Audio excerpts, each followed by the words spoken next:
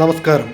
നാം ഇപ്പോൾ കാണുന്ന ദൃശ്യങ്ങൾ തൃശ്ശൂർ ജില്ലയിലെ പെരിങ്ങോട്ടുകരയിലുള്ള സോമശേഖര ക്ഷേത്ര ഉത്സവത്തോടനുബന്ധിച്ചുള്ളതാണ്. ഉത്സവം ഇന്നലെ ആയിരുന്നു, അതായത് ഫെബ്രുവരി 19 ബുധനാഴ്ച. അതിൻ്റെ പിറ്റേ ദിവസം കാലത്തെ ദൃശ്യങ്ങളാണ് കാണുന്നത്. പന്തലുകളൊക്കെ ഇപ്പോഴും അതിൽ അലങ്കരിക്കപ്പെട്ട് ബൾബുകളൊക്കെ കത്തുന്നുണ്ട്. കൂട്ടിയെഴുന്നള്ളിപ്പിൻ്റെ കഴിഞ്ഞിരിക്കുന്നു. അതിൻ്റെ ദൃശ്യങ്ങളാണ് കാണുന്നത്. 7 ആനകളുണ്ട്. വിവിധ ദേശക്കാരുടെ 7 ആനകളുണ്ട്.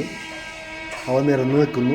അതിൻ്റെ മുന്നിലായിട്ട് മേളം അരങ്ങേറിക്കൊണ്ടിരിക്കുകയാണ്.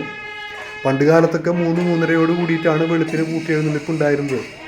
അതിനുശേഷം ഒരു വെടിക്കെട്ട് കാര്യങ്ങളൊക്കെ ഉണ്ടായിരുന്നു കൂട്ടിയെഴുന്നള്ളിപ്പിനോടനുബന്ധിച്ച്. ആ വെടിക്കെട്ട് കഴിഞ്ഞിട്ടാണ് പിന്നീട് മേളങ്ങളൊക്കെ ആരംഭിക്കുകയൊക്കെ ചെയ്യുക.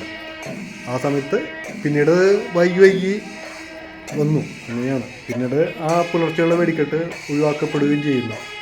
പുലർച്ചെയായിരുന്നു വർണ്ണമഴയൊക്കെ ഉണ്ടായിരുന്നത് ധാരാളം. അങ്ങനെയായിട്ട് പല ക്ഷേത്രങ്ങളിലും അത്തരത്തിലുള്ള സംഭവം ഉണ്ടായിരുന്നില്ല. ഇപ്പോൾ ഈ വെടിക്കെട്ട് നിരോധനവുമായി ബന്ധപ്പെട്ട് അങ്ങനത്തെ കാര്യങ്ങളൊക്കെ ഉപേക്ഷിക്കപ്പെടുകയാണ് ഉണ്ടായത്. ഈ സമയത്തിനൊരു പ്രത്യേകതയുണ്ട്. പെരിങ്ങോട്ടുകര ദേശത്ത് എന്തായാലും പലരും പല വീടുകളിലും ഒക്കെ തലേന്ന് ഉത്സവത്തിൻ്റെ തിക്കും തിരക്കിലൊക്കെ ആയിട്ട് പലരും ഉറക്കത്തിലായിരിക്കും. കുറേ പേര് അങ്ങനെ ജോലിക്കൊക്കെ ഉള്ള തിരക്കിലായിരിക്കും. വീട്ടിലെ കുട്ടികളൊക്കെ പരീക്ഷയുമായി ബന്ധപ്പെട്ട കാര്യങ്ങളൊക്കെ ഏർപ്പെട്ടിട്ട് പോകാനുള്ള തിരക്കിലൊക്കെ ആയിരിക്കും. അതുകൊണ്ട് തന്നെ ഇത് കാണാനായിട്ട് ഒരു വിഭാഗമാണ് ആളുകളുണ്ടാവുക.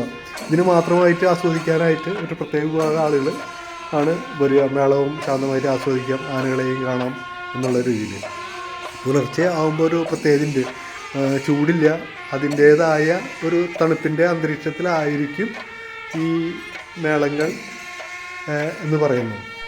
ഇവിടെ ആനകളുടെ ക്രമം ഒരു പ്രത്യേക തരത്തിലാണ്. ഏറ്റവും ഉയരം കൂടിയ ആനയാണ് ഈ നിരന്ന് നിൽക്കുന്നതിൽ തിടമ്പേറുന്നത്. അത് കഴിഞ്ഞ് ഇങ്ങനെയാണ് പറയുക: 1-ാം നിര വലത്ത്, അതായത് അതിൻ്റെ വലത്ത് ഭാഗത്തുള്ളത് അടുത്ത ഉയരം കൂടിയ ആന. പിന്നീട് 1-ാം നിര ഇടത്ത്, അതുപോലെ 2-ാം നിര വലത്ത്, 2-ാം നിര ഇടത്ത്, അതുപോലെ തന്നെ 3-ാം നിര വലത്ത്, 3-ാം നിര ഇടത്ത്. ഇങ്ങനെ ഉള്ള ക്രമത്തിലാണ് ആനകളെ ഉയരക്രമം അനുസരിച്ച് ആക്കുന്നത്. പണ്ട് കാലങ്ങളിൽ ഒരു ആരോഗ്യകരമായ മത്സരത്തിന് വേണ്ടിയാണ് ഇങ്ങനെ ഒരു ഉയരക്രമം നിശ്ചയിച്ചതും അതിനനുസരിച്ച് കാര്യങ്ങൾ നീക്കാനും ഉള്ള കാര്യങ്ങളൊക്കെ ചെയ്തിരുന്നത്. ചില ഘട്ടങ്ങളിൽ അത് വാശി അല്പം കൂടാറുണ്ടെങ്കിൽ പോലും.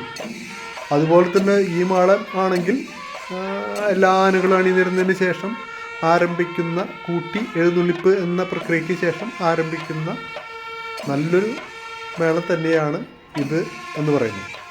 ഇങ്ങനെ ആനകൾ ക്ഷേത്രം വലം വെച്ച് കഴിഞ്ഞ്, അതായത് ആനയും ആഘോഷവും മേളമടക്കമുള്ള ആഘോഷവും ക്ഷേത്രം വലം വെച്ച് കഴിഞ്ഞ് പൂരം അവസാനിക്കുകയും അതിനുശേഷം ആറാട്ട് കഴിക്ക് നടക്കുകയും അതിനുശേഷം പൂജകളോട് കൂടിയുള്ള കാര്യങ്ങളൊക്കെ അവസാനിച്ചായി പ്രഖ്യാപിക്കുകയും പിന്നീട് കഞ്ഞി വിതരണവും ഒക്കെ ആയി ഈ വർഷത്തെ, അതായത് 2025 ഫെബ്രുവരിയിലെ നമ്മുടെ മഹോത്സവം, സോമശേഖര ക്ഷേത്ര മഹോത്സവം അവസാനിക്കുകയാണ്.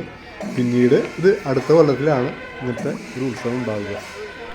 എല്ലാ വർഷവും കുംഭമാസത്തിലെ ചോതി നക്ഷത്രത്തിലാണ് സോമശേഖര ക്ഷേത്ര മഹോത്സവം കൊണ്ടാടപ്പെടുന്നത്. പിറ്റേന്ന് അതിൻ്റെ ആറാട്ടും നടക്കും. ഈ 2025 ഫെബ്രുവരി 18-ാം തീയതിയാണ് ശ്രീനാരായണ ഗുരുവിൻ്റെ പ്രമുഖ ശിഷ്യനായിട്ടുള്ള നടരാജ ഗുരുവിൻ്റെ ജന്മദിനം എന്ന കാര്യം ഇവിടെ പ്രത്യേകം സ്മരിക്കുകയാണ്.